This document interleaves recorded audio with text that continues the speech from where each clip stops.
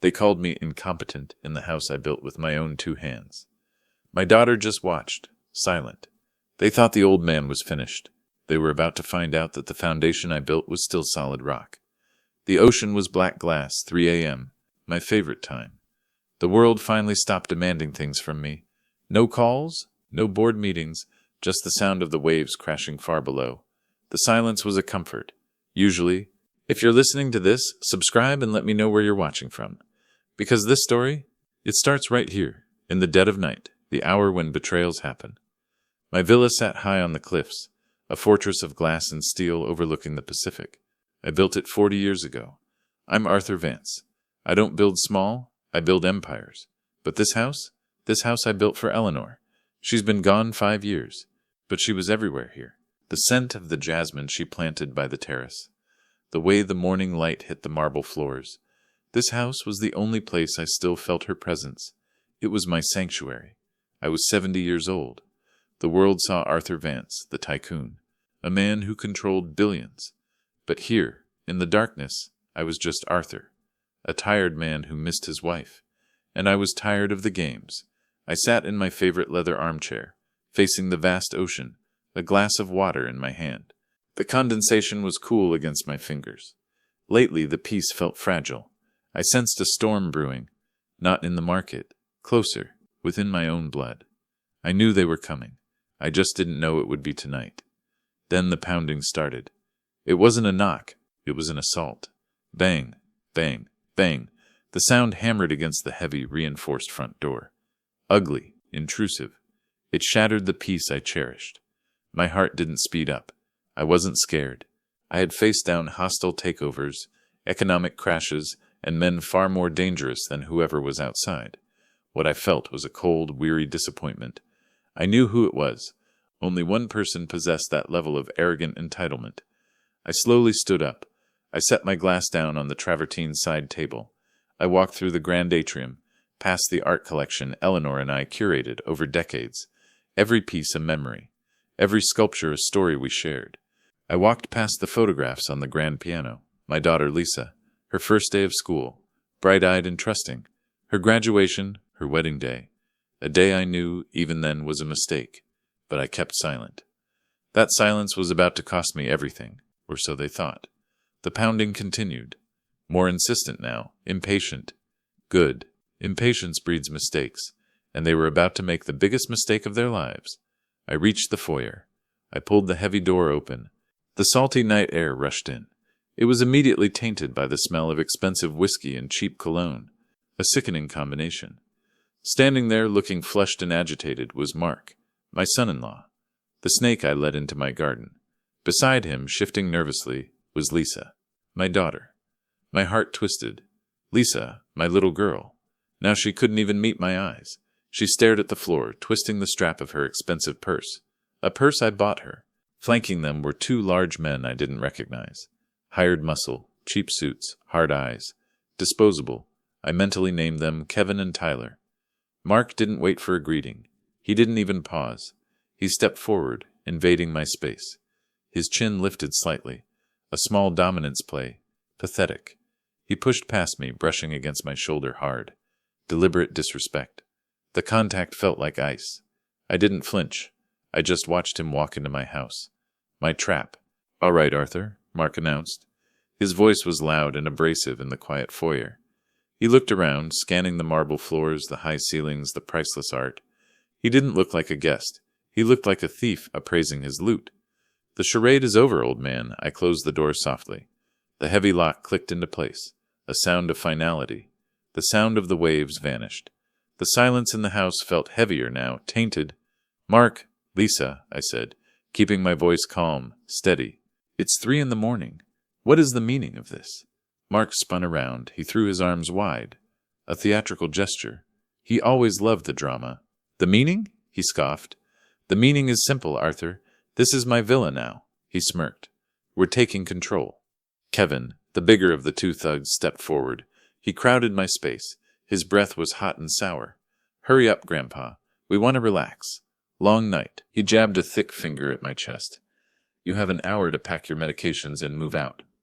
Tyler chuckled. He was already heading toward the living room. Yeah, we heard the wine cellar here is epic. Let's get comfortable. The sheer audacity was staggering. They truly believed they had me cornered. They saw a 70-year-old man, alone in a big house. They assumed weakness. They assumed victory. They assumed wrong. I looked at Lisa. She was pale, trembling slightly, her eyes fixed on the marble floor. Mark had poisoned her mind with lies and fear for years. I saw her fear, but I also saw her complicity. That realization cut deeper than anything Mark could say. My own daughter, standing against me. I walked past them. I moved deeper into the house toward the main living area overlooking the ocean. I sat down in my favorite armchair, the one Eleanor used to read in. I picked up my glass of water. My hand was steady. I took a slow, deliberate sip. Then I smiled faintly. "Come in," I said, my voice calm, even. "Make yourselves at home." I paused. The hook was baited. "Soon you will find out what I did yesterday." Mark looked confused. He expected rage, begging. A desperate phone call to my lawyers. He didn't expect rage, begging. A desperate phone call to my lawyers. He didn't expect a calm acceptance. His arrogance quickly reasserted itself. He straightened his tie, a flashy, expensive piece of silk. "Good," Mark snapped. "Glad you're finally seeing reason, Arthur. It makes this easier." He pulled a thick envelope from his jacket. He tossed it onto the glass coffee table. It landed heavily, like a dead weight. "Use all there," he said, puffing out his chest. Legal and binding. I didn't reach for the envelope. I already knew what it contained. I just wanted to hear him say it. To confess his crime. "What exactly is it, Mark?" I asked, playing dumb. Mark's smile widened. A predator's smile. "The conservatorship, Arthur. Signed by a judge this morning." He paused for effect, waiting for me to break. I wouldn't. "We have assessments," he continued, pacing the room, energized by his perceived victory, "from two leading psychiatrists, Dr. Reed and Dr. Shapiro. They agree you are no longer mentally competent to manage your affairs." He leaned closer, tapping his temple, a cruel, mocking gesture. "You're suffering from cognitive decline, Arthur. Dementia." So that was their play. Predictable, pathetic. For the past year, they had been laying the groundwork, questioning my decisions at the company, whispering rumors about my memory, suggesting I was erratic. They used my grief for Eleanor as a weapon, claiming it had broken me. They didn't understand that grief doesn't break you. It hardens you. It sharpens your focus. And I was very focused now. "As your daughter, Dad," Lisa spoke up. Her voice trembled. It sounded rehearsed, like she had practiced the lines in front of a mirror. Stiff, unnatural. She finally looked up. Her eyes were red, pleading, but also distant. She wasn't really seeing me. "I had to step in," she whispered. "It's for your own good. We found a wonderful facility for you. Silver Pines. Silver Pines. I knew the place. A high-end nursing home. Sterile. Cold. A high-end prison with floral wallpaper. A cage," I said softly. Lisa flinched. The word hit home. The truth. Hurt. But not enough to stop her. "You want to put me in a cage?" I continued, my voice rising slightly. "While you dismantle everything I've built." "Don't be dramatic, Arthur," Mark interrupted. He hated it when I spoke the truth. "You're sick," he said, pointing a finger at me. "And because you are sick, Vance Enterprises is suffering." He stopped pacing and glared at me. "You've been making catastrophic decisions. We had to intervene to save the company, to save your legacy." He truly believed his own lies, blinded by greed. So desperate for the power and prestige of the Vance name. He had convinced himself he was the hero of this story, but this wasn't his story, it was mine. And it was time for the next chapter. They immediately began to disrespect the space. It was deliberate, a show of power. Kevin, the bigger thug, slumped onto the custom-made silk sofa. It was a beautiful piece. Eleanor had picked out the fabric in Italy. He didn't just sit, he sprawled, taking up as much space as possible. Then came the first real insult. He propped his dirty designer sneakers directly onto the antique coffee table. A piece from the 18th century, delicate, irreplaceable.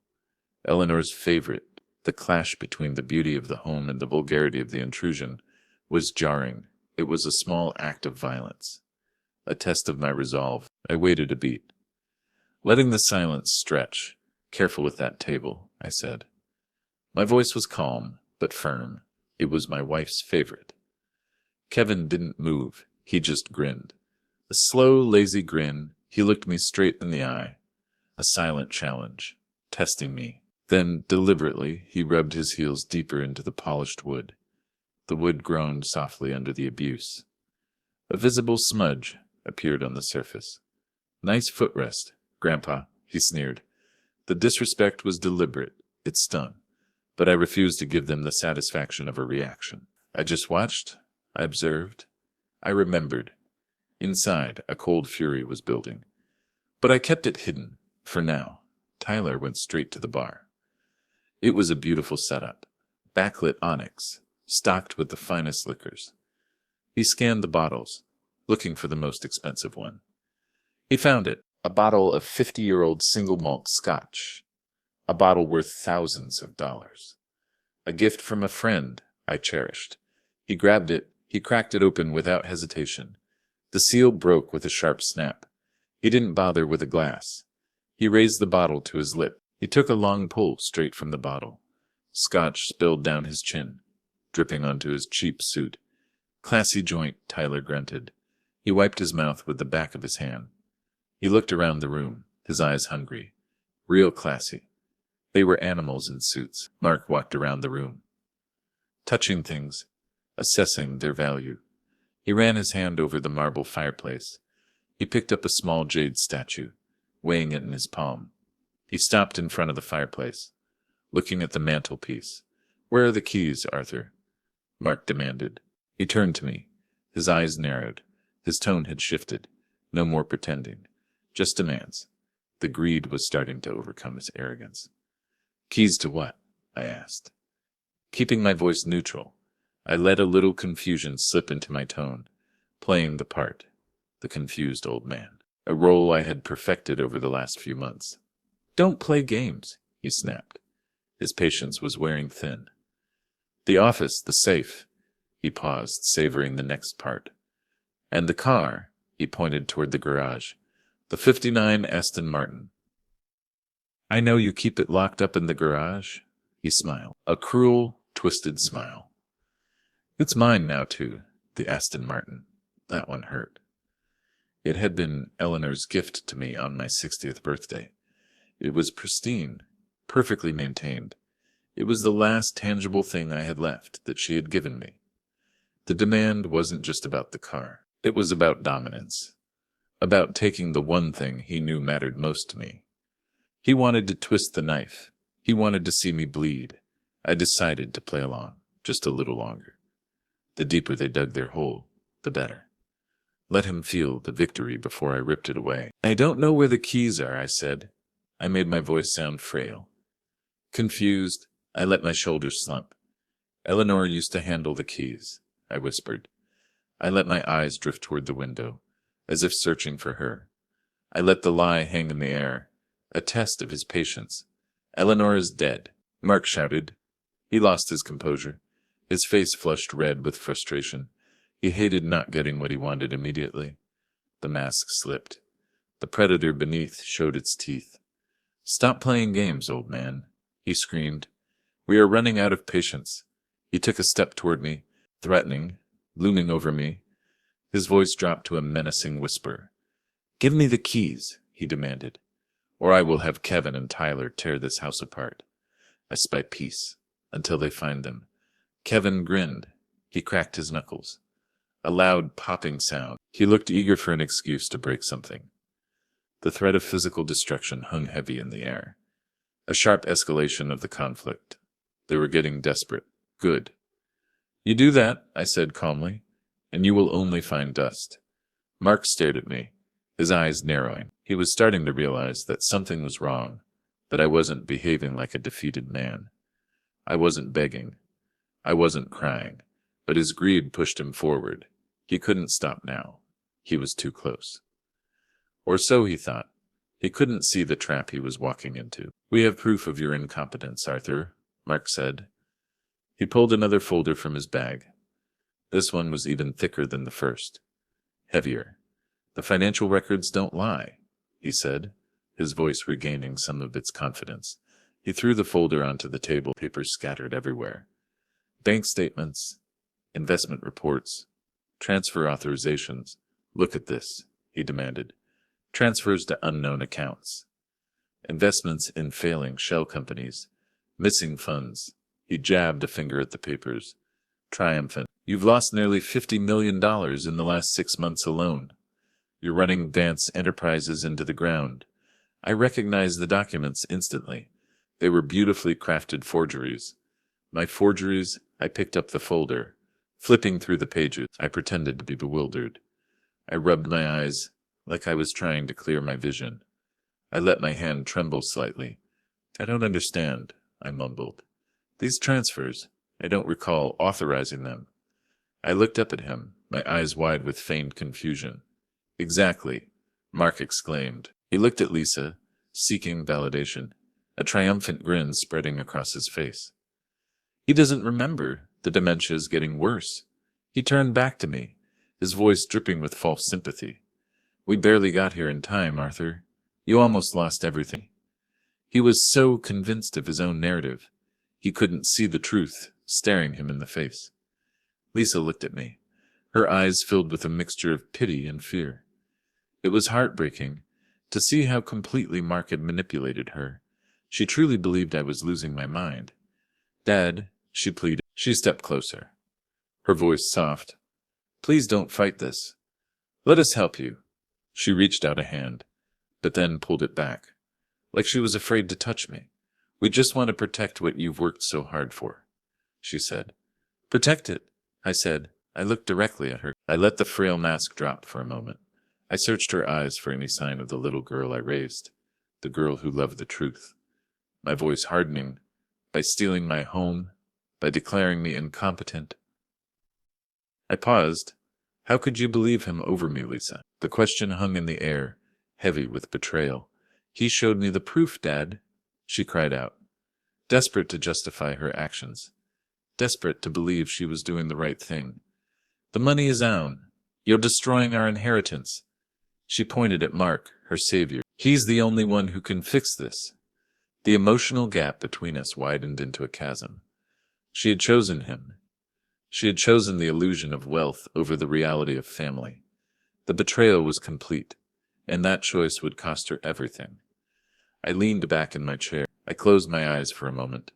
The trap was set, and they had walked right into it. I thought about the last 6 months, the agonizing realization that Mark wasn't just a bad husband.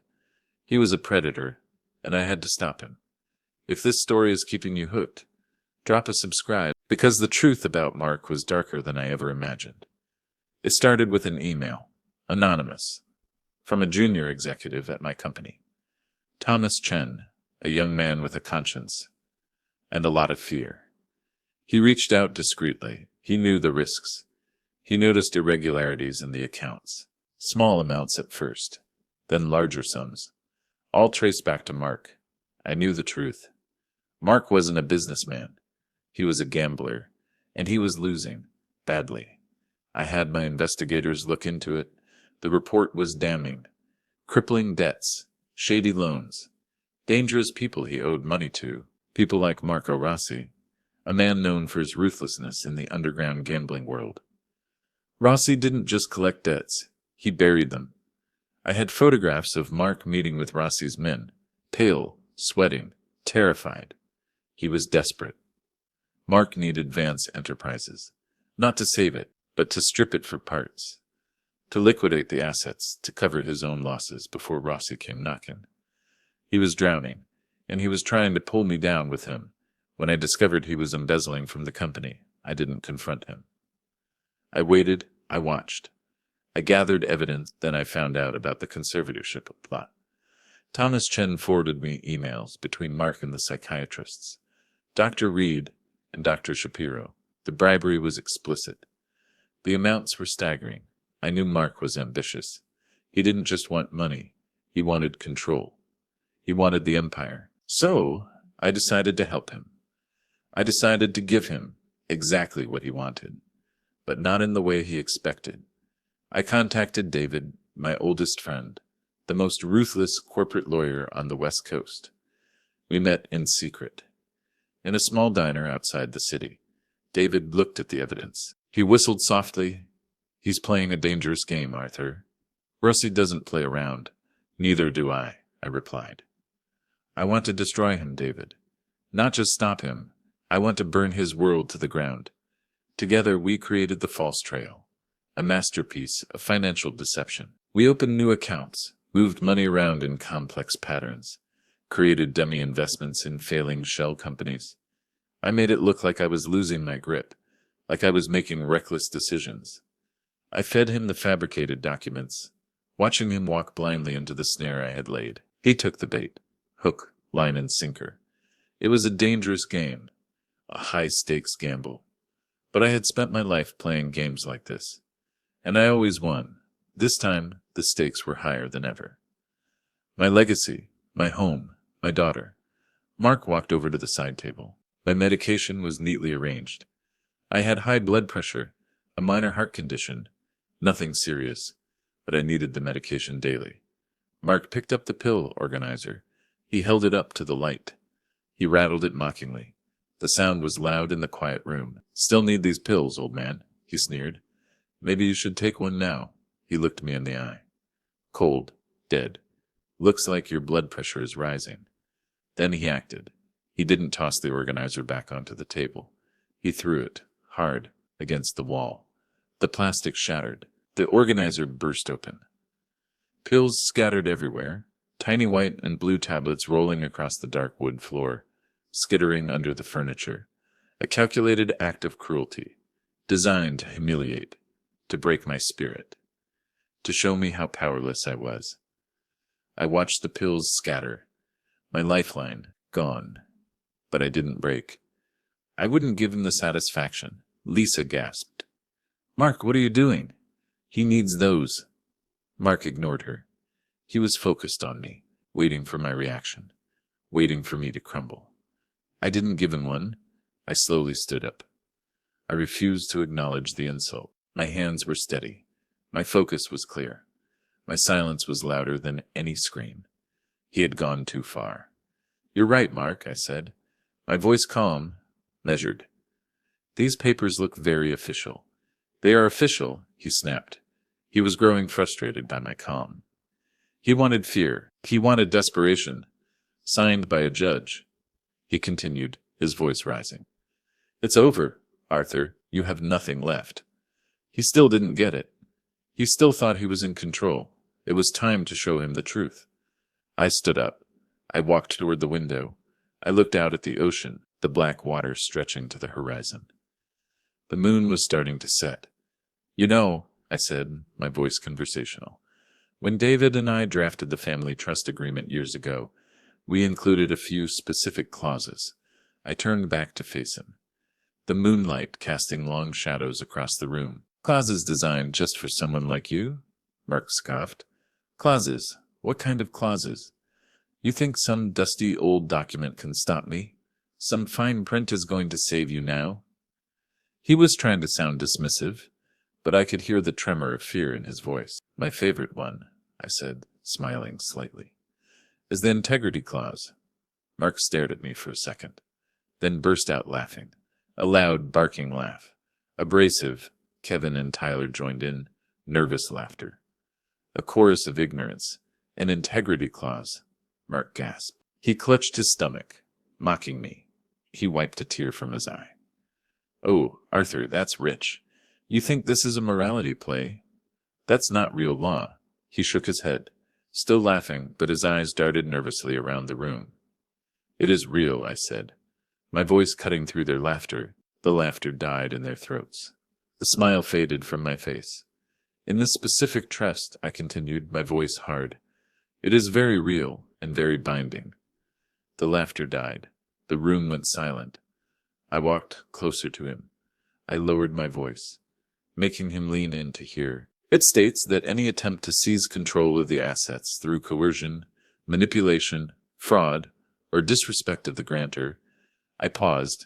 I looked at Kevin and Tyler, then back at Mark.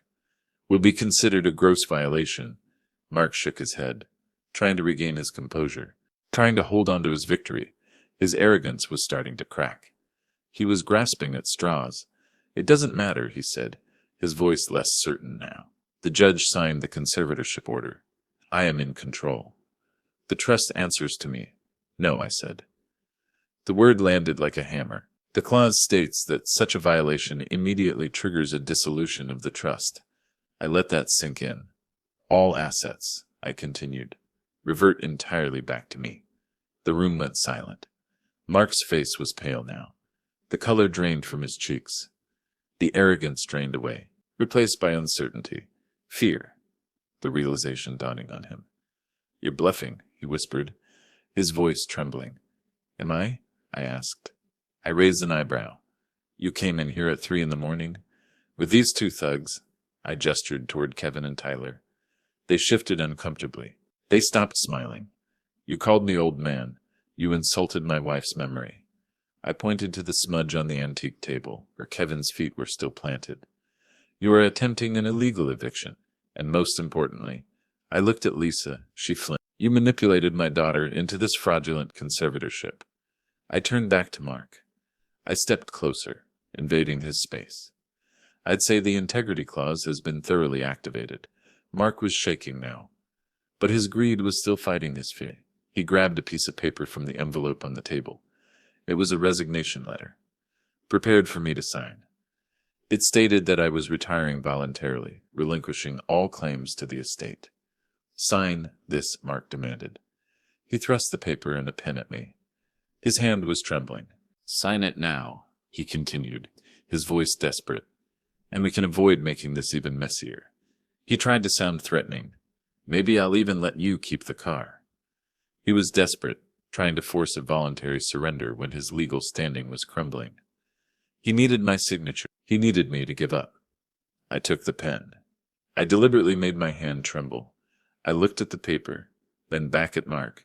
I let the silence stretch. Then I dropped the pen. It clattered on the marble floor. I'm not signing anything, Mark, I said, my voice suddenly strong and clear.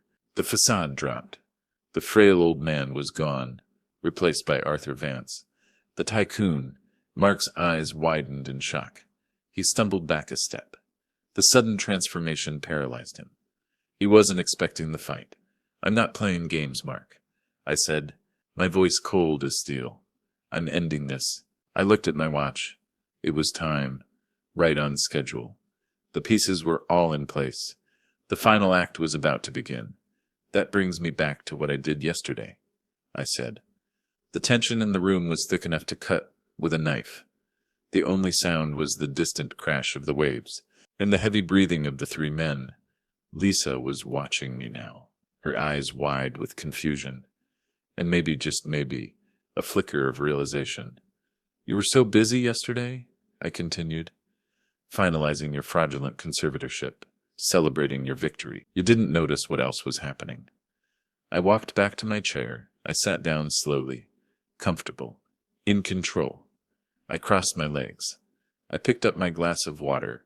You were so focused on the prize, I said, taking a sip, that you forgot to check if the prize was still there. What did you do? Mark demanded, his voice trembling. The fear was winning now. He knew it was over, but he couldn't admit it. I anticipated this, Mark, I said. I knew your ambition far exceeded your intelligence. I knew you'd try to take everything. I paused, letting the words hang in the air, letting the suspense build. Yesterday morning, I said, my voice calm and steady, at 9 a.m. Pacific Standard Time. I looked him straight in the eye. I liquidated Vance Enterprises. The silence that followed was absolute. Mark looked like he had been punched in the stomach. He gasped for air. He couldn't breathe. Lisa stared at me, stunned, her mouth slightly open. The color drained from her face. Liquidated. Mark choked out. The word caught in his throat. You couldn't have. The company is worth billions. You can't just liquidate it overnight. He was in denial, refusing to accept the truth. Oh, but I can, I said. I built that company from the ground up. I know every asset, every liability, every loophole. I leaned forward. I spent the last few months preparing for this. I structured the deals, lined up the buyers, and finalized the transactions yesterday. My banker, Mr. Henderson, was very efficient. He worked tirelessly to make it happen. I smiled, a cold, satisfied smile. The money, I continued, all of it, has been transferred to secure offshore accounts. Untouchable. Mark fumbled for his phone, his hands shaking violently. I don't believe you. I'm checking the company accounts right now. He opened his banking app, his fingers slipping on the screen. We watched him. The digital confirmation of his ruin was immediate and devastating. His face turned ashen. The phone slipped from his hand. It clattered onto the marble floor. The screen cracked. Empty, he whispered, his voice trembling. The operating accounts. The reserves. It's all gone. He looked up at me, his eyes wild with panic. Where is the money? It's safe, I assured him. Far away from greedy hands like yours. Safe from you. I leaned back in my chair. But the company you took control of this morning, Mark? The company you are now the legal conservator of? I paused. It's nothing but a shell, an empty husk. A shell? Mark repeated, confused, lost. He didn't understand the implications. Not yet. Yes, a shell that holds all the debt, I explained. I spoke slowly, like I was explaining a simple concept to a child. You see, I continued, while I was liquidating the assets, I was also restructuring the liabilities. I pointed at the folder of forged documents on the table. I moved all the corporate debt, I said. The loans, the mortgages. I paused. And the debts you incurred through your embezzlement. The money you stole, the money you owe Marco Rossi. I smiled again. All into the main holding company. The company you now control. The realization hit him like a physical blow. He staggered back, his face contorted in a mask of disbelief and terror. He hadn't gained a fortune. He had inherited ruin. You loaded the company with debt, he whispered, horrified. Yes, billions of dollars in debt, I confirmed. And as the sole controller and conservator of the company, you are now personally liable for all of it. I checked my watch again. The creditors will be calling very soon. They are not known for their patience. I imagine Marco Rossi will be the first. Mark was destroyed. Mark was hyperventilating now. He looked around the room, desperate for an escape. A trapped animal, searching wildly. But the villa, he cried out, desperate, grasping at straws. The villa is still here. It's worth millions. I can still salvage something. He pointed at the art on the walls. The art collection, the cars. It's all worth a fortune. That brings me to the other thing I did yesterday, I said. My voice softened. This villa, I said, looking around the room. Remembering the life Eleanor and I had built here, the laughter, the love, the peace. This sanctuary, I couldn't let you destroy it.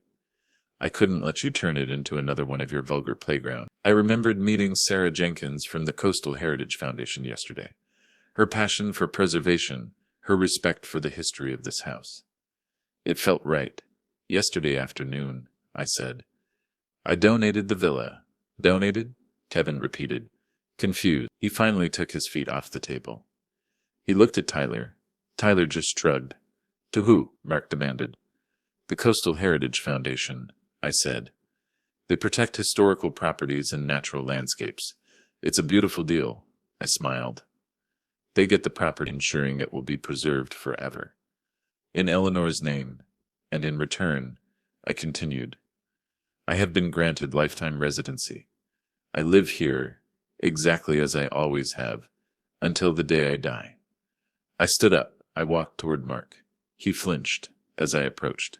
So you see, Mark, I said, standing toe-to-toe with him, this is not your villa. It's not my villa. It belongs to the Foundation. I lowered my voice to a whisper. And you are trespassing on private property. Mark stood there, his mouth opening and closing. No sound came out. His grand plan, his big score, had evaporated in front of his eyes. He had come here expecting to seize a multi-billion-dollar empire. Now he owned nothing but debt. He had nothing. The game was over. Just then, the doorbell rang. It was a sharp, clear sound, completely different from the aggressive pounding earlier. Mark jumped, startled. Kevin and Tyler looked nervously at the door. "Expecting more company?" I asked pleasantly. I had activated a silent alarm under my desk when Mark started threatening me. It was a direct line to David's security team and the authorities. It was time for the curtain to fall. I got up and walked to the door. I opened it to find David, my lawyer, standing there. He was impeccably dressed, even at this hour, holding his briefcase. Next to him were two uniformed police officers, and a woman in a sharp suit, Agent Miller. FBI. I recognized her from the briefing David gave me. She was leading the investigation into Mark's money laundering activities. "Good morning, Arthur," David said, crisp and professional. "I received your signal. It seems we have a situation." I stepped aside to let them in. "Indeed we do, David. Allow me to introduce my son-in-law, Mark, and his associates." I pointed at Kevin and Tyler. They suddenly looked very small. They seemed to be under a misunderstanding. I continued, "regarding the ownership of this property and the financial status of Vance Enterprises." Agent Miller scanned the room, taking in the scattered pills, the misplaced furniture, the tension in the air. Mark finally found his voice. "This is a trick," he screamed. He pointed at me. "He's lying. I have the papers." The judge joined the conservatorship. He rushed to the coffee table. He snatched the envelope. He thrust it at David. Desperation fueled his movements. David took the papers. He examined them briefly. His expression neutral, calmly. "This is a conservatorship order," David said. "Dated yesterday morning. Is that correct?" "Yes, exactly," Mark shouted, triumphant. He thought he still had a chance. He pointed at me. "He's incompetent. I am in control." "Well, Mr. Mark," David said, his voice cold as steel. "There are several issues with that." He opened his briefcase. He pulled out a document.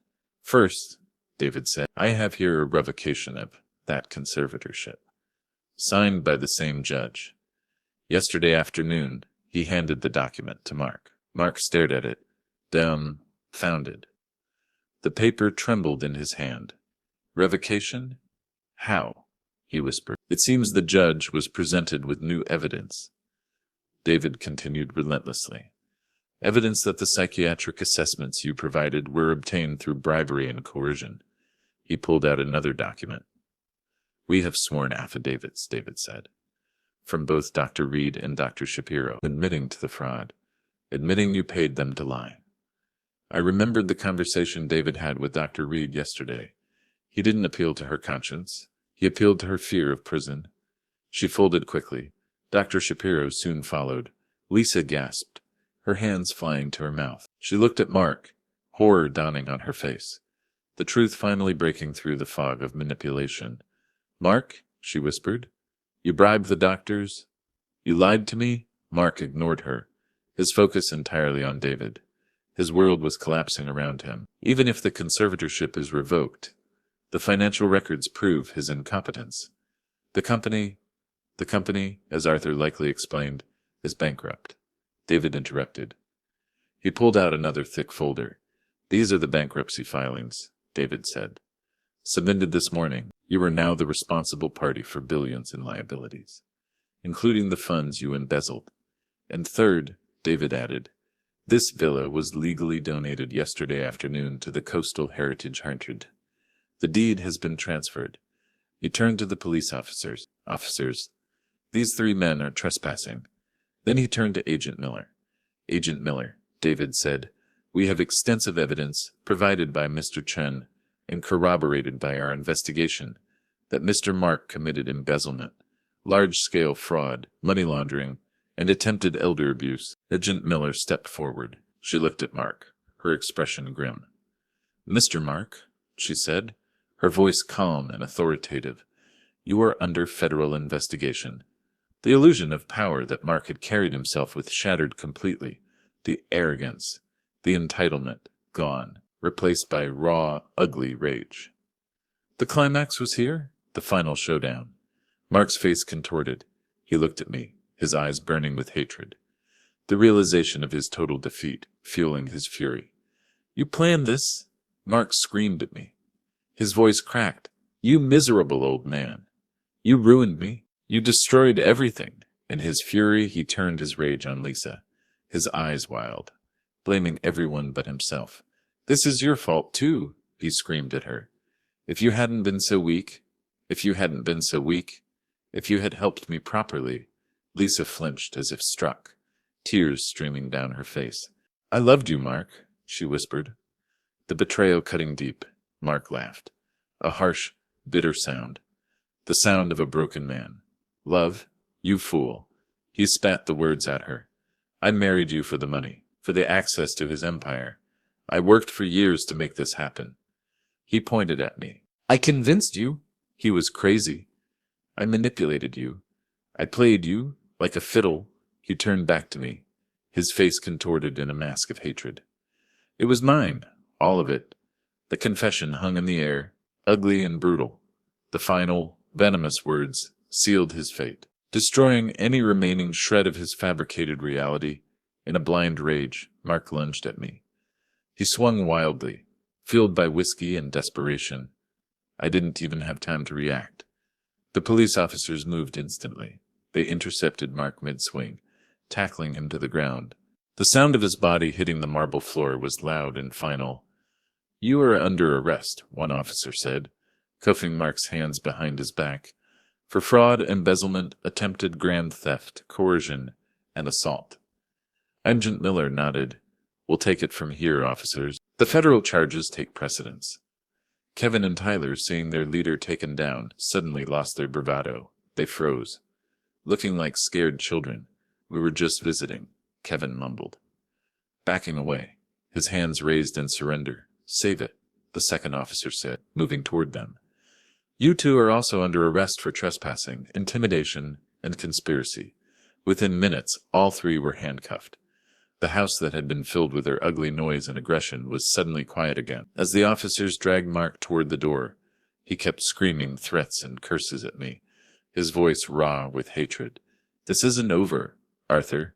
I'll fight this. I'll take everything you have. You have nothing left to take, Mark," I said quietly. "And I have nothing left to give." They pulled him out into the night air. His voice faded as they loaded him into the police car. The red and blue lights flashed across the windows. Then they were gone. When they were gone, David, Agent Miller, and I stood in the foyer. The silence was heavy. Lisa had collapsed onto the sofa, sobbing uncontrollably, her body racked with grief and shame. Agent Miller looked at me. "We'll need a full statement, Mr. Vance, but it can wait until the morning." She handed me her card. "Thank you for your cooperation. We've been watching Mark for a while. His connections to Marco Rossi raised several red flags. You just gave us everything we needed to put him away for a long time." She left. The door closed softly behind her. "Are you all right, Arthur?" David asked. He put a hand on my shoulder, a gesture of support, friendship. "I'm fine, David," I said. But as the adrenaline faded, I felt an overwhelming sadness wash over me. I looked at my daughter, broken, betrayed by the man she chose. This wasn't a victory. It felt like a funeral. I walked back into the living room. The bottle of scotch was still on the table. Kevin's dirty footprints were visible on the silk sofa. The scattered pills lay on the floor. The wreckage of the invasion. I had saved the house. I had protected Eleanor's legacy. I had neutralized the threat. But the cost was devastating. The family was broken. A week passed. I spent the time cleaning the house, erasing the physical traces of Mark's invasion.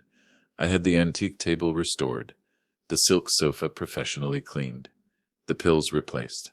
The smell of cheap cologne finally faded. But the emotional scars remained. The silence in the house felt different now. Heavier, sadder. David informed me that Mark was in federal custody, held without bail. His empire of debt was collapsing around him. The creditors were relentless. Marco Rossi's organization was already seizing his hidden assets. He was facing decades in prison. He had destroyed his own life. The money I had liquidated, the billions of dollars, I donated it all to charities, hospitals, research foundations, causes Eleanor believed in, the Coastal Heritage Foundation. I kept enough to live comfortably, but the empire was gone. I didn't need it anymore. Wealth had become a burden, a magnet for greed and betrayal. I realized that to save my legacy, I had to let it go. One afternoon I was sitting on the terrace, watching the waves. The ocean was calm today, a deep, peaceful blue. I heard a car pull up the long driveway. A taxi. I wasn't expecting anyone. It was Lisa. She got out of the taxi slowly. She looked exhausted. Her eyes were red and swollen from crying. She was carrying a small suitcase. She looked thin, frail, broken. I stood up as she approached. We looked at each other for a long moment. The silence was heavy with unspoken words. Regret. Pain. The distance between us felt vast. "Dad," she whispered, her voice breaking. "Lisa," I replied, my voice steady, devoid of the warmth it once held. I couldn't give her that warmth. "Not yet. He lied to me," she said. Tears starting to fall. Everything he said was a lie. She hugged herself, like she was trying to hold herself together. "He told me you were sick," she continued, "that you were losing your mind. He said the company was failing, that we would lose everything if we didn't step in." She looked at me, pleading for understanding. "I was so scared, Dad. Scared of losing you, scared of losing everything." Excuses, justifications. I wanted to scream at her. How could she be so naive? How could she betray her own father? How could she believe the lies of a man she barely knew over the love of a father who had raised her? But when I looked at her, I didn't see the cold, calculating woman who had tried to steal my life. I just saw a broken, lost little girl, a victim of her own weakness, and the fears Mark had planted in her heart. "He's gone, Lisa," I said, my voice softening slightly. "He's in jail, and he won't be getting out any time soon." She nodded, sobbing quietly. "I know. I filed for divorce this morning." She looked up at the house, the home she grew up in, the sanctuary I had built for her mother. "I didn't know what else to do," she whispered. "I have nowhere to go. The bank foreclosed on our apartment. Mark maxed out all my credit cards. He drained my personal accounts." She looked down at the ground, ashamed. "I have nothing left." She had hit rock bottom. "Can I stay here, Dad?" she asked, her voice full of shame and desperation. "Just for a little while until I get back on my feet." I looked at my daughter. The betrayal still stung. The trust was broken. Things could never go back to the way they were. She had been complicit in the attempt to destroy my life. But she was still my daughter, Eleanor's daughter. "There's a spare room upstairs," I said. "You can use it." She nodded, relief washing over her face. "Thank you, Dad. I promise I'll—" "But listen to me carefully, Lisa," I interrupted. My voice hardened again. "This is not a bailout." I took a step closer to her. I needed her to understand this. "You will get a job," I said. "You will pay rent, and you will rebuild your life, on your own. I will not finance your mistakes anymore." She realized that while I was offering her shelter, I was not offering forgiveness. Not yet. The road back would be long. "Hard." "I understand," she said quietly. She wiped the tears from her face. "And the money," I added, "the inheritance you were so eager to protect." I paused. "It's gone." Her eyes widened in shock. "Gone? What do you mean?" "I donated it. All of it," I said. "The billions. It's gone." Lisa stared at me, her face pale. The reality of her situation finally hit her. The fortune she had coveted, the legacy she had tried to steal by betraying me, was gone forever. She fell to her knees, her body racked with sobs. It was a raw, primal cry of despair, the sound of a soul realizing the magnitude of its loss. Not just the money, but the love, the trust, the family she had destroyed. "I'm so sorry, Dad," she choked out, her voice unrecognizable. "I'm so sorry."